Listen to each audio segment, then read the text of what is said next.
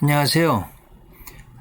오늘은 목회와 신방 이 클래스의 주제에 맞는 목회와 신방을 강의하게 됐습니다. 잘 지내셨죠? 한번 같이 공부해 보도록 하겠습니다.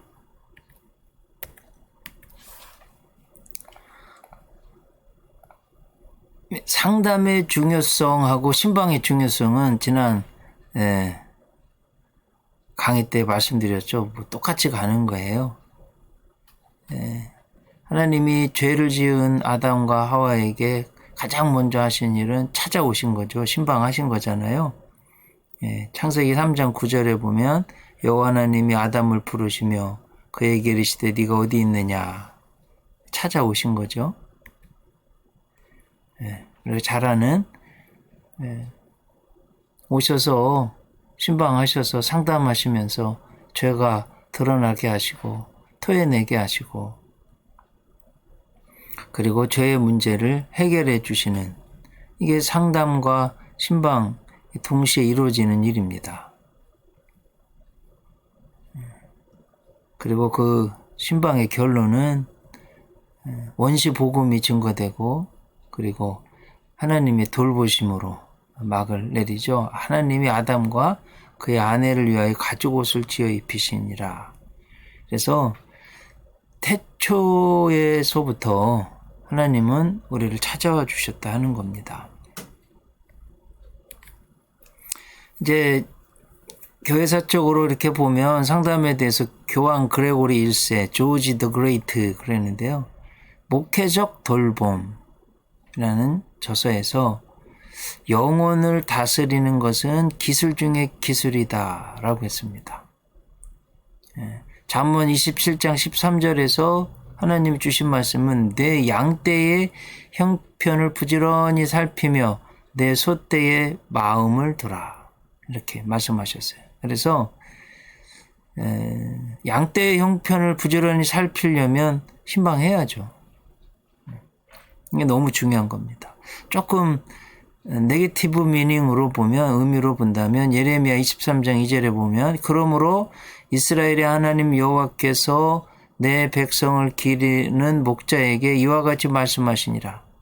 너희가 내 양떼를 흩으며 그것을 몰아내고 돌보지 아니하였도다. 그렇게 책망하시는 거예요. 내 양떼를 흩으며 그것을 몰아내고 돌보지 아니하였도다. 보라 내가 너희 악행 때문에 너희에게 보응하리라 여호와의 말씀이니라. 그러니까 신방하고 돌보라는 말씀이죠. 자, 초대교회 성직자들의 책임 목록에서 차지하는 것은 병든 자를 방문하는 일, 상위 목록이죠. 로마 신학자 히폴리투스 태어난 건 확실치 않고요. 235년 AD죠. 그 3세기 초에 감독, 또 목사는 누가 아픈지 알아야 하고 만일 그 사람이 원한다면 그를 방문해야 한다. 만일 대제사장이 그를 염려하고 있다는 것을 알 때 병든 사람은 큰 위로를 받는다. 이게 병든 자를 신방하는 것이 너무 중요하다는 거죠. 항상 성직자들의 책임 목록 상위에 있었다는 겁니다. 교북 크리소스톰 교회사에 그렇게 잘 알려져 있죠. 황금의 잎이라는 이렇게 말했어요. 목회자의 직무는 광범위한 영역에 매일 신방이 요구된다. 이렇게 정의했습니다. 이런 의미에서 태초에서부터 하나님이 우리 죄인을 찾아오신 거고요. 그리고 이제 교부들의 고전 교부들의 책을 보았을 때도 병든 자, 모든 영역에 광범위한 영역에 신방이 요구된다. 이렇게 정의하는 것을 봤을 때 신방이 너무 중요하죠.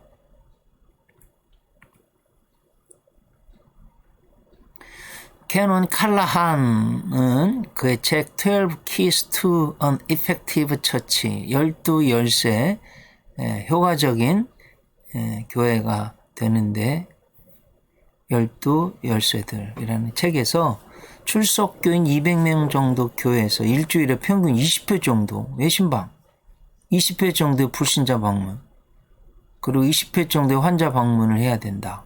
뭐 이렇게 주장했어요. 그는 강조하기를 주일 설교 시간 중 분당 1시간으로 계상해서 신방을 해야 한다. 그러니까 20분 설교하면 그런 목회자면 20시간 신방해야 된다 할 정도로 신방을 강조했죠.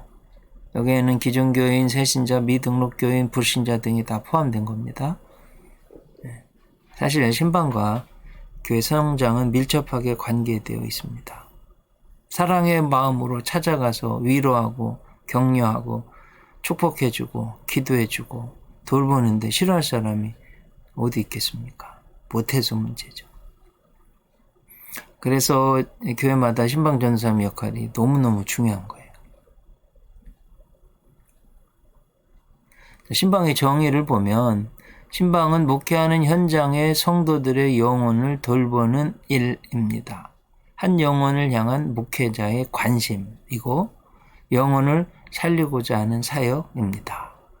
그런 의미에서 목회 상담이나 목회 신방은 목회의 본질 중에 하나여 뗄래야 뗄 수 없는 관계입니다.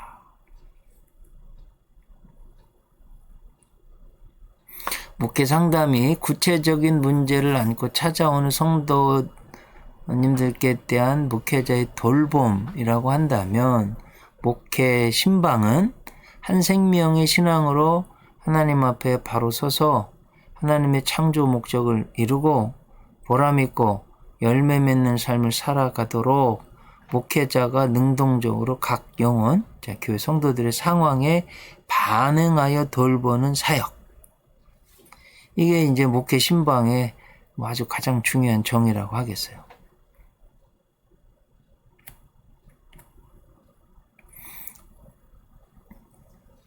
자, 신방의 성경적 이해.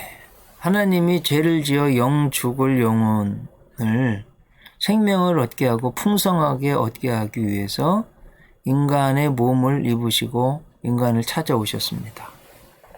하나님의 가장 큰 신방이죠. 예수 그리스도의 천국에서 지구로의 신방입니다. 로고스 기독론, 성육신의 기독론, 비움의 기독론의 핵심이에요. 자, 로고스 기독론 요한복음 1장 1절 2절, 성육신의 기독론 요한복음 1장 14절, 비움의 기독론 케노시스 크리스탈로지 그러죠. 케노시스 비웠다는 헬라어를 근거해서 이 비움의 기독론 빌립보서 2장 5절로 11절. 이게 초대교회 또 성경의 가장 중요한 기독론의 핵심은 하나님이 죄인들 우리를 신방 오셨다는 거예요. 찾아오셨다는 거예요. 그거 얼마나 중요합니까? 자, 우리도 하나님 예수님 있는 우리도 죄인들을 찾아가는 신방 당연히 해야 되겠죠. 자, 구약 성경에서도 하나님 인간의 어려운 상황에서 찾아오셔서 만나 주셨음을 여러 곳에서 굉장히 많이 나오는데 다 볼 수 없고요. 몇 가지만 보겠습니다. 저는 늘 7을 좋아하는데 잘 아시죠? 왜 7을 좋아하는? 7 완전수잖아요. 하나님의 수 완전수. 성부, 성자, 성령. 3은 하늘의 수. 4 동서남북. 4는 땅의 수. 하늘과 땅의 수가 합해져서 7이 된 거죠. 완전수라고 그래요. 히브리 성경적 개념에는. 그리고 세상은 전 세계 모든 사람들은 다 7일 주기로 살고 있어요. 하나님 그렇게 만들어 주셔서 그런 거예요. 어쨌든 구약 성경에 하나님이 우리를 찾아오신 신방을 보면 죄를 지은 아담 하와 찾아오셨죠? 창세기 3장이에요. 마물의 상수리 나무에 앉은 아브라함을 하나님이 찾아오셨어요. 하나님의 사자라고 되어 있어요. 창세기 18장이죠. 소돔과 고모라에 있는 롯을 신방하셨어요. 그러니까 여러분 이때 이제 하나님이요 사람의 모양으로 천사로 왔는데 창세기 18장에서는 하나님의 사자들, 주의 종이 이렇게 신방 왔는데, 아브라함이요, 뭐 치즈, 뭐 이런 거, 하여튼 소, 고기 대접했죠. 근데 거기 성경을 혹시 여러분 유심히 보셨나요? 아내 사라에게는 직접 떡을 만들게 했어요. 아마 그 레시피 사람만 만들 수 있는 거 있을 수도 있고요. 또 한 가지는 정성이 들어간 거죠. 직접 안 주인이 직접 손수 만들어서 대접했다는 거예요. 자, 여러분 그 본문에서 그렇게 주의 종을 하나님의 신방을 잘 대접했을 때 아브라함하고 사라가 받은 복이 뭡니까? 25년 동안 갖지 못했던 이삭을 잉태하는 소식을 받잖아요. 그러니까 신방에 이런 놀라운 역사들이 있는 거예요. 자, 소돔과 고모라에서 롯을 신방했는데 잘 아시죠? 소돔 고모라 유황불에 멸망할 때 하나님의 신방을 통해서 롯이 구원받았어요. 그 신방을 하나님의 말씀을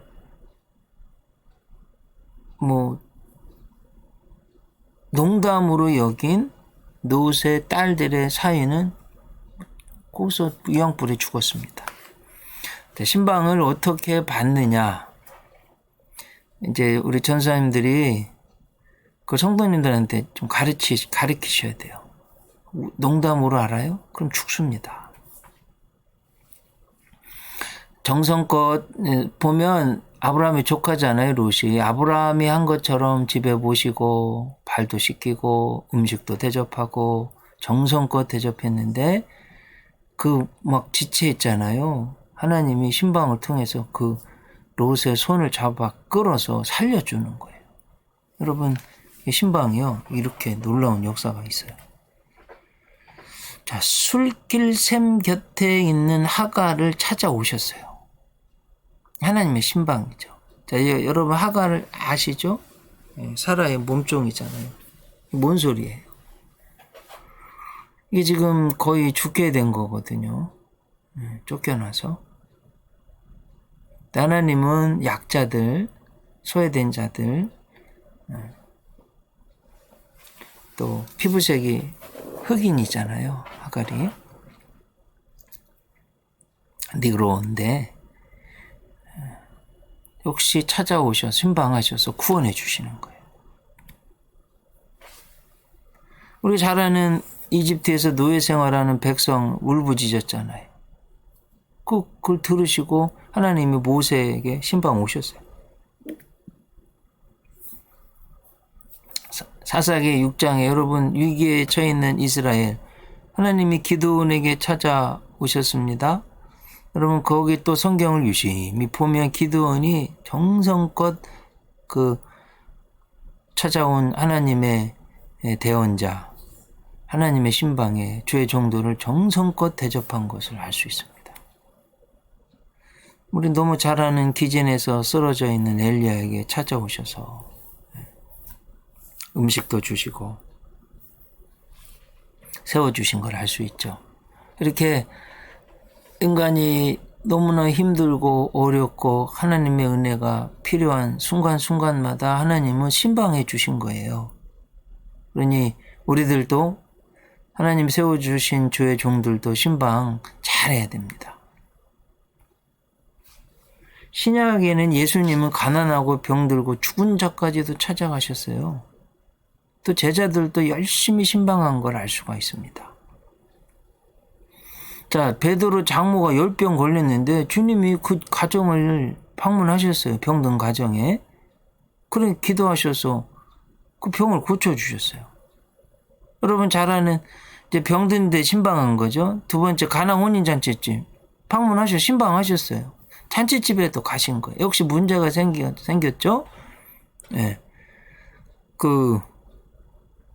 여러분 잘 아시듯이 이스라엘은요 가장 중요한 인생에 있어서 이벤트, 뭐랄까, 일륜지 대사가 뭐 결혼이 일주일이에요. 잘 아시죠? 결혼한 사람 전쟁 나도 전쟁에 내보내지 말라고 할 정도로 결혼을 중요하게 생각했어요. 그리고 이스라엘의 결혼은 세상에 그 사람을 알리는 뭐라고 그럴까? 시작이에요. 굉장히 중요한 거예요. 근데 이스라엘은 석회질이 많아서 물 먹으면 설사하거든요. 그래가지고 성지순례 가시면 아시겠지만 다 모이면 가장 먼저 하는 게 물 나눠주는, 물 하나씩 받는 거예요. 거기 물 먹으면 탈라 설사예요. 그러니까 이게 뭔 소리냐면 이스라엘은 잔치하는데 포도주 마시는데 이건 뭐 음식 먹을 때도 뻑뻑해서 안 먹으면 뭐 안 되잖아요. 그리고 동시에 그냥 물 먹으면 설사하니까 반드시 있어야 되는 거예요. 떨어졌네요. 주님이 물로 채우라고 해서 포도주로 바꿨습니다. 이제 아시듯이 요한복음은 예수님의 만왕의 왕, 우주의 주 되심, 지구의 주님 구세주 되심을 선포하는 것이기 때문에 7가지 기적인데 첫 기적이잖아요. 예수님 믿으면 그럼 물이 포도주 되는 거. 과학은 질, 양, 보존의 법칙인데 예수님이 손대시면 질이요, 퀄리티 낮은 거에서 높은 곳으로 변할 수 있다는 거예요. 우리 내면도 바뀔 수 있다는 거예요. 예수님 믿으면. 너무나 중요한 기적이에요. 그래서 지옥 갈 사람이 천국 간 사람으로, 마귀 사탄의 자녀에서 하나님의 자녀로, 저주받은 사람이 복된 사람으로, 값어치 없는 사람이 값이 있는 사람으로, 존귀한 사람으로. 예수님 믿으면 생기는 변화잖아요. 그게 이제 예수님 신방 가셔서 그걸 상징적으로 잔치집에서 보여주신 거예요. 놀라운 일이죠. 잔치집에도 가셨다. 아니, 죽은 나사로이지. 우리 한국의 문화는 이게 옛날에 개 있잖아요. 또 서로 돕는 문화. 그래서 장례식에는 꼭 가잖아요. 이게 예수님 성경에서부터 시작된 겁니다. 죽은 나사로의 집을 방문하셨어요. 잘 아시듯이 예수님이 3번 우신 거 성경에 기록되어 있는데 한 개인을 위해서 우신 건 이 나사로 유일합니다. 나라와 민족을 위해서 우시고 온 인류를 위해서 우셨다. 이렇게. 그래서 주님은 상갓집에도 죽은 집에도 방문하셨다. 자, 나인성 과부의 장례식에 방문하셨어요. 여기 보면 누가복음 7장을 잘 보시면 세우셨다고 그랬는데 장례 행렬을. 근데 이제 이스라엘 문화를 알면 사실은 시체에 손대고 축복기도 하신 거예요. 이스라엘은 관에 뚜껑이 없다고 그래요.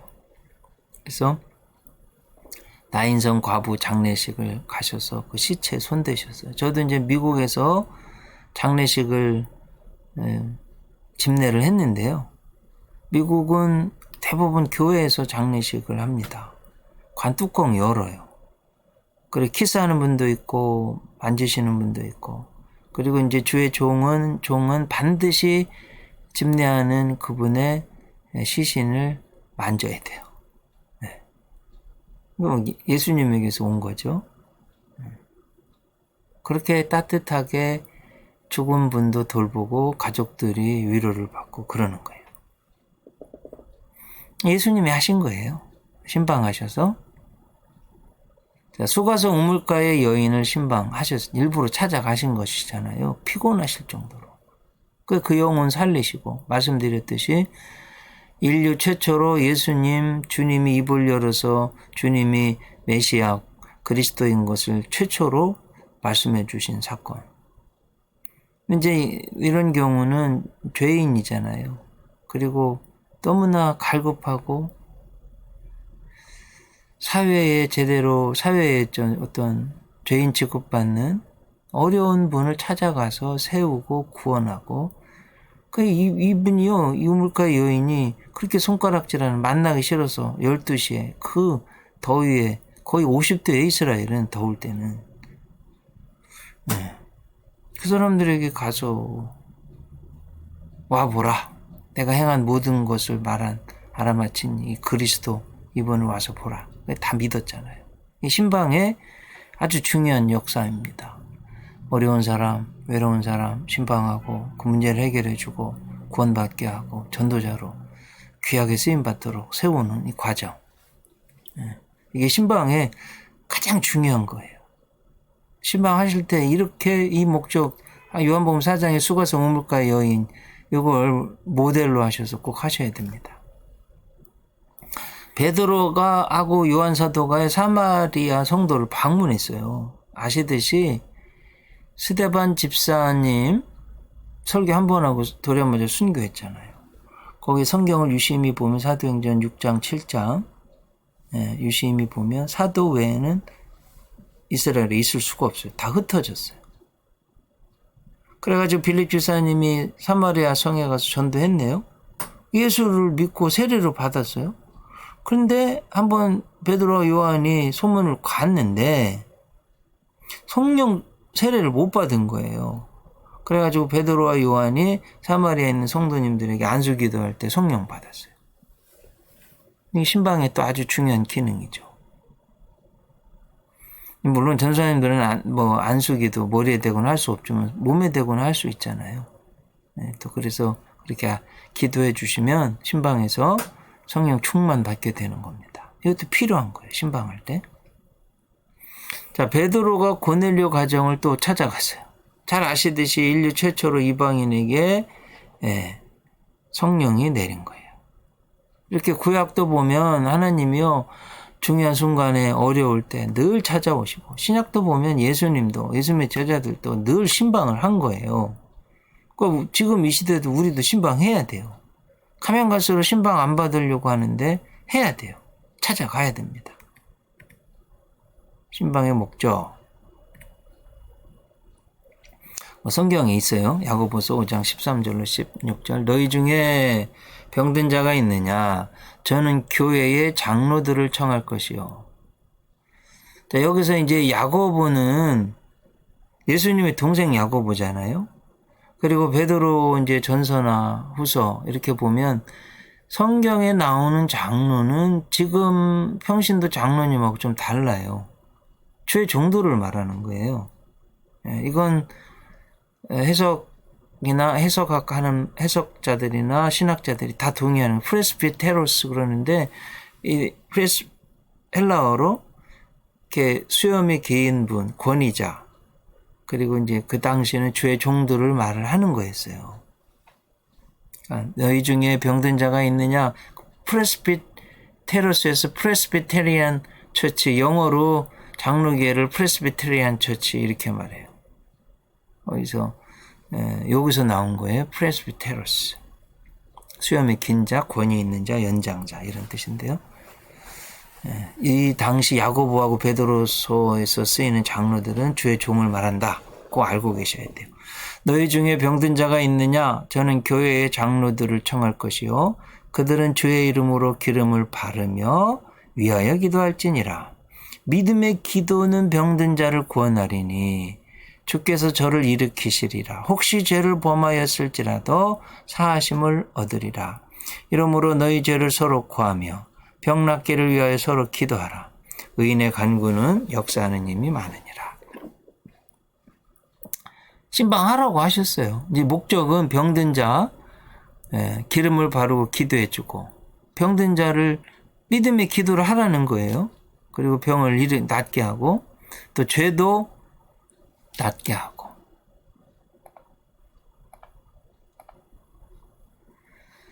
자, 목회자가 가장 많은 시간을 할애하는 시간 신방이에요. 이제 성도들의 몸과 마음을 치유하는 일, 삶을 지탱케 하는 것, 보존하게 하고 위로하고 심령을 강화하고 회복시키고 바른 길로 인도하는 것, 하나님과 화해하게 하고 교회 내에서 성도들과 화해를 이끌어내고 용기와 소망을 주고 위로해주고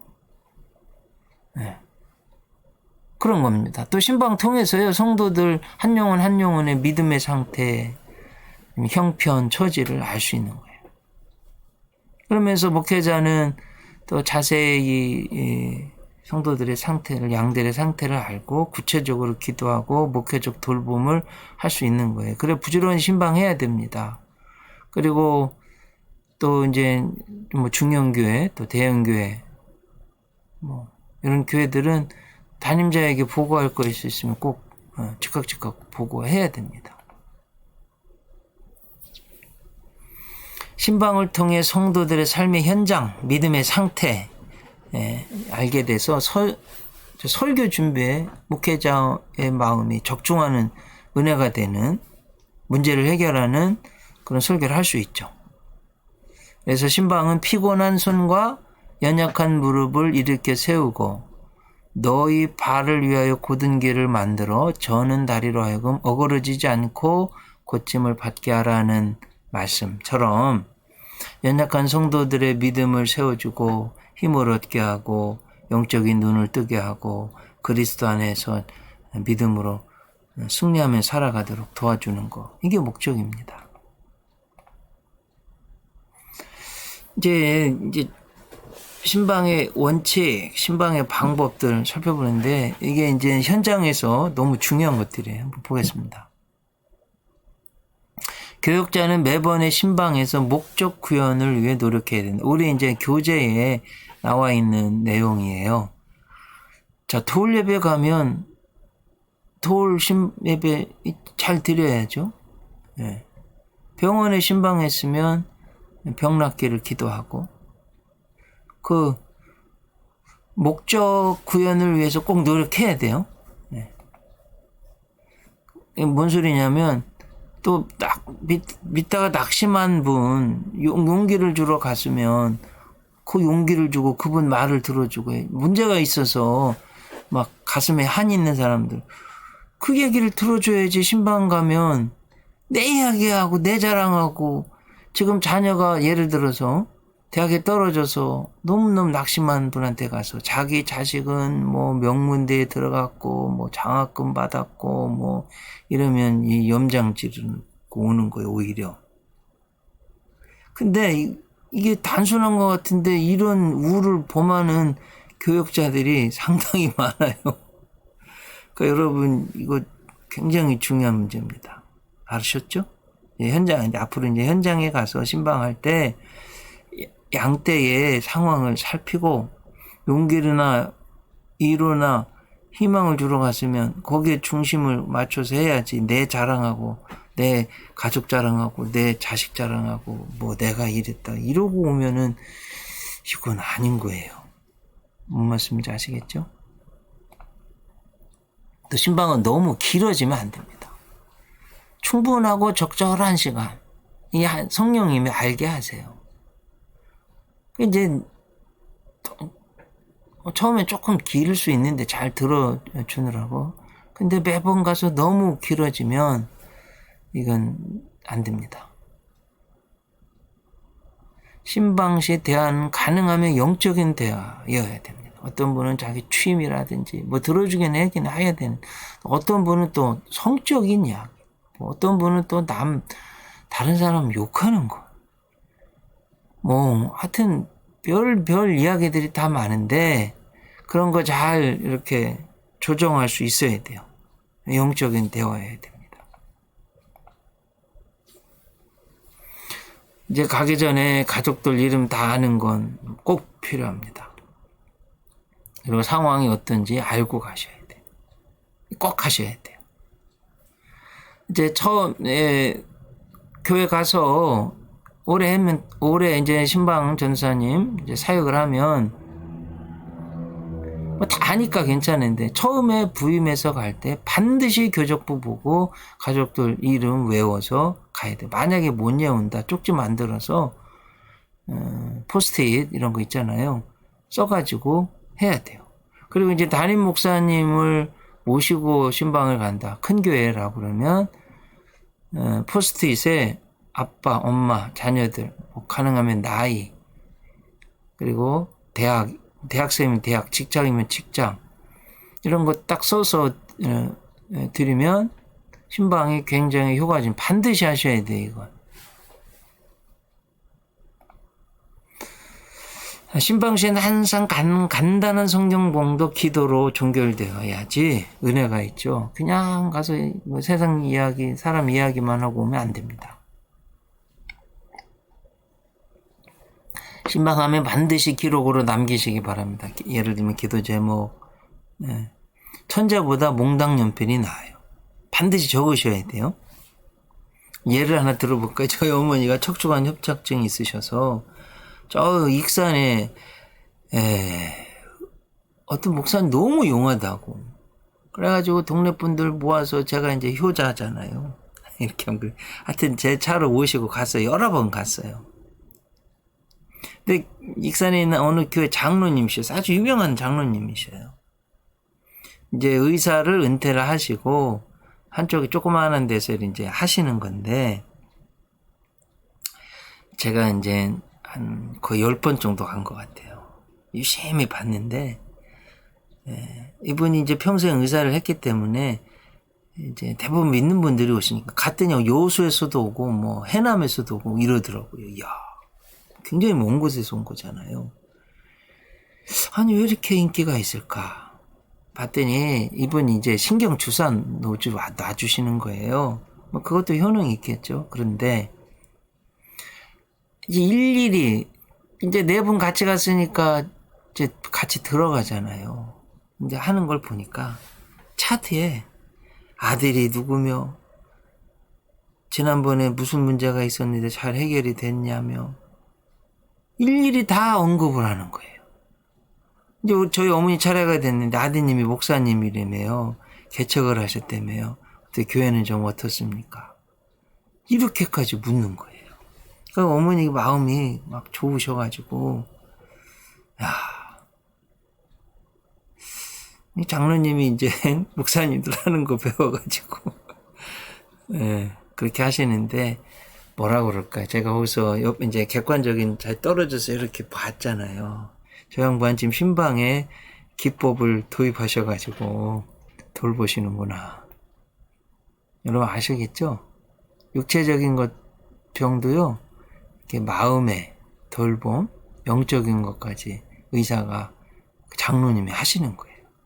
그러니 막 많은 사람들이 오는 거예요. 엄청 잘 되더라고요. 자, 이제 기록에 남기는 것 중에 실수한 것이 있는가? 다음번에 실수하면 안 되죠.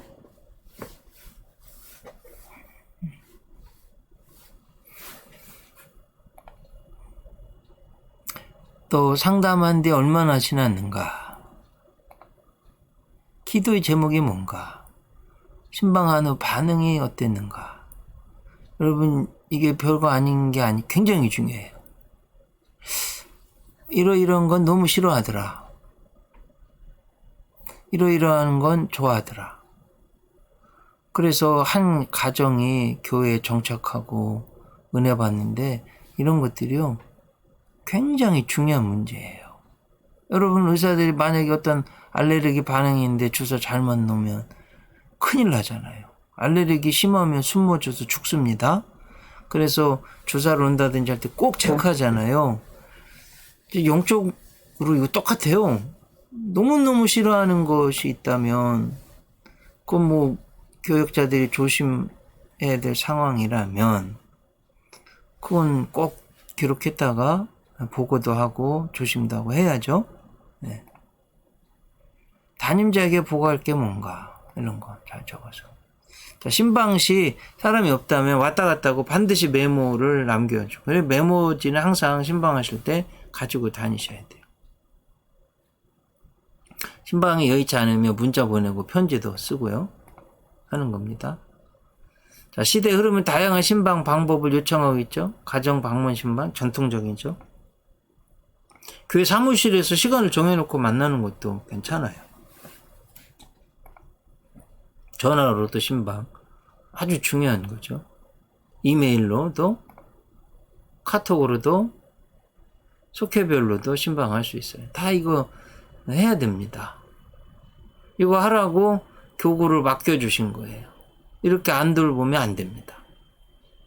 아셨죠? 네. 신방의 종류. 전교인 가정신방, 대신방. 각 가정 중심 혹은 속회. 가정별로 대부분 교구별로 속회별로 신방을 짜요. 전 사람들이 교회마다 다 그래요. 그래서 제가 다닌 교회들은 그렇게 했어요. 사업체 혹은 직장 신방. 이제 제가 신방을 많이 한 목회자 중에 한 사람인데, 예를 들면 금난교회 같은 경우는 제가 뭐 외국에서 유학하고 왔다고 특별 대교고, 이번에 가장 멀리 있는데 이런 데도 맡기시고, 하여튼 한 해는 3,000명 정도를, 그러니까 그 대교구는요 1년에 목사님 한 번 신방 받는 거예요. 대신방. 그러니 얼마나 굉장히 귀하게 알고 정성을 들이고 온 집을 다 대청소하는 과정도 많고요. 어느 집은 페인트 칠하고 목사님 신방 오신다고 도배도 새로 하고 이런 과정 많이 봤어요. 물론 이제 본인들도 몇 년 되고 했을 때 교체를 해야 될 때 어느 때 마치냐면 대신방에 주회종 모신다고 하나님을 대신해서 오신다고 그렇게 하는 가정들 여러 봤어요. 이제 담임 목사님이 이런 거 못 가르치면 전도사님들이 이런 거 좀 가르치시면 좋습니다. 사업체, 또 직장 신방도 있고요. 경조사 신방, 당연하지. 결혼, 장례, 생일, 돌, 뭐 이런 거. 새가족 신방 해야 됩니다. 그리고 새가족이 오면 일주일 넘으면 안 되고요. 반드시 일주일 안에 연락이 가야 돼요. 2, 3일 안에 가는 게 제일 좋습니다. 낙심자 신방, 불신자 신방, 병원 신방, 개업 신방. 이제 신방의 실제입니다. 축하 현장, 결혼, 생일, 돌, 육순, 칠순, 팔순, 희수, 미수, 백수도 있어요. 희수를 이렇게 지키는 분들도 있더라고요. 요즘 많이 없어졌는데 77세, 88세, 99세, 은혼식, 금혼식 등 애도와 위로의 현장. 새로 이사온 가족들의 현장. 사업을 새로 개업하는 현장. 사업 파산이나 부진의 현장. 다 찾아가야 됩니다. 병원, 응급환자, 수술, 암, 출생. 특별히 이제 제가 목회하면서 해보니까 출생할 때 교회에서 축하 난 보내주니까 다들 너무들 좋아하더라고요. 또 한번 생각해 보시면 좋겠습니다. 성도들 간의 잘못된 관계, 가족 간의 틀어진 관계 등등, 낙심자 등등, 부부 갈등의 과정. 이게 이제 요청을 할 때 가는데요. 제가 이제 해보면 요청할 때 가지 부부 문제는 이게 너무 어렵더라고. 가능하면 요청하면 신방 가야 되는데 부부 문제는 따로 부르든지 어떻게. 저는 이게 너무 어려웠습니다. 부부 갈등의 과정은. 신방이. 신방을 위한 목회자의 준비. 일정을 확인하고 기도하고 말씀을 준비하고 상황에 맞도록 누구와 동행할 건가 신방 대원 꼭 정하고요. 신방 이유를 정확히 파악하고 대상자의 가족 그 상황을 꼭 파악하셔야 돼요. 기록을 준비하고 꽃이나 신방 물건, 신방 물품이 필요한가? 뭐 예를 들면 새신자 같은 경우는 뭐 교회마다 형편이 되면 뭐 신앙 뭐 안내.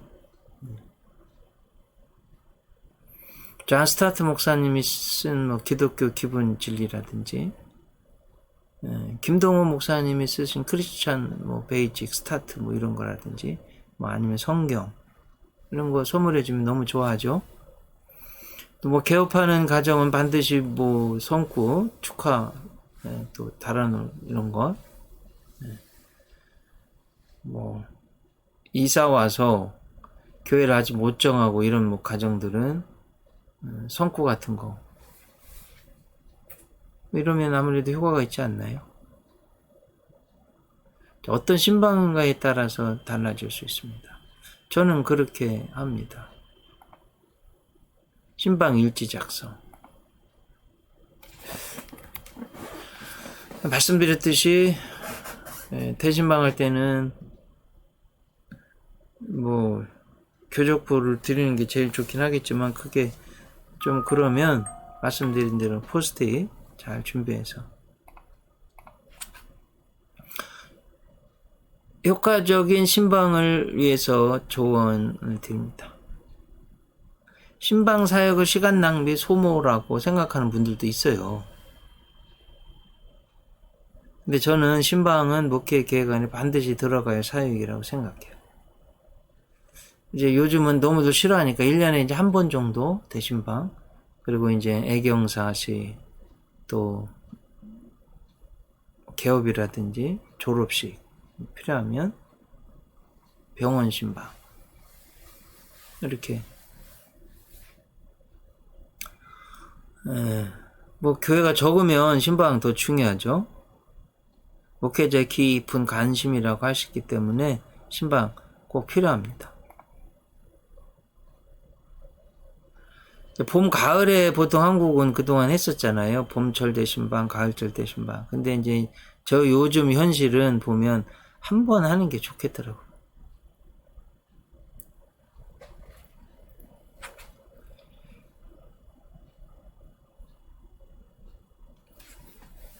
또 담임자가 못할 때가 있기 때문에 신방전사님 세우는 거 아니에요. 신방전사님들은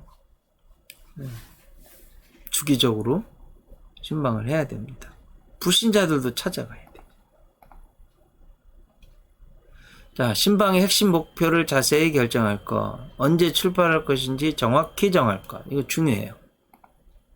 떠나기 전 신방 장소에 도착하여 기도할 것, 신뢰와 희망을 줄 수 있는 복장, 이거 단정하게 입어야죠. 문을 노크하고 약간 비껴서 있는 거, 대화의 시작을 신방 받을 이로부터 시작할 것. 신방 가면 사실은 그들이 뭔 얘기하는지 들어줘야 되는 거예요. 대관심은 관계에 초점을 둘 것. 정보를 코치코치 뭐 얘를 캐묻고 막 이런 거 하지 말라는 거예요. 적당한 시간에 떠날 것. 떠날 때도 신방받는 이에게 중점을 둘 것. 이렇게 해서 강의를 마쳤습니다. 다음 강의는 기독교의 리더십에서 그렇게 강의하도록 하겠습니다. 한 주 동안 잘 지내시고 주님의 은총과 도우심이 함께 하시기 바랍니다.